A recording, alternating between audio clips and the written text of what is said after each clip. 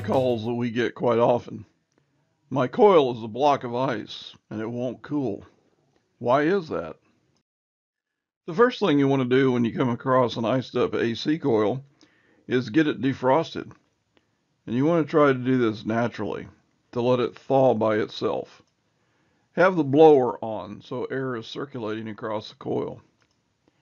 Never use sharp objects like an ice pick. You might puncture something. You might use a heat gun to add additional heat to get the ice off the coil. But however you do it carefully and get all the ice off the coil. Once you have the coil defrosted, the next thing you want to check is airflow. Airflow, airflow, airflow. Over 90% of the coils that are iced up is due to airflow. And of course, the homeowner always tells us that they change their filter religiously every month.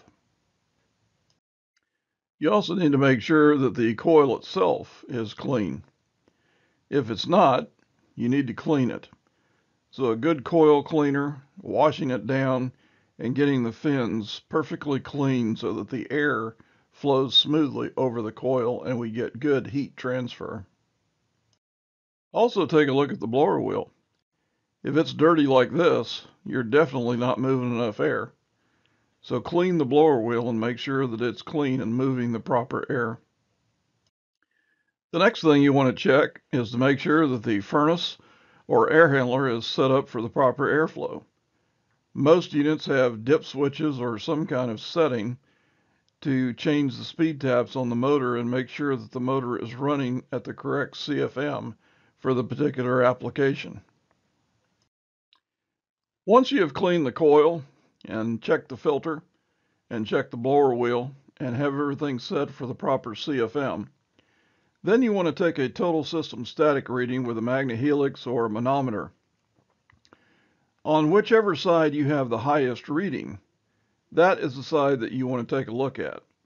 If your highest reading is on the return side, then you want to look at your return. If your higher reading is on the supply side, you want to take a look at the supply ductwork.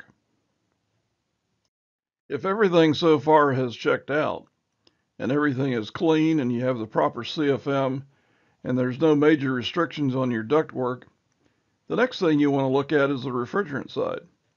Is there a restriction in the refrigerant line? Make sure that you have a solid column of liquid going into the TXV. If you don't, you may have a restricted liquid line dryer and the refrigerant is flashing off before it gets to the TXV. If this is happening, the TXV is not able to feed the coil properly.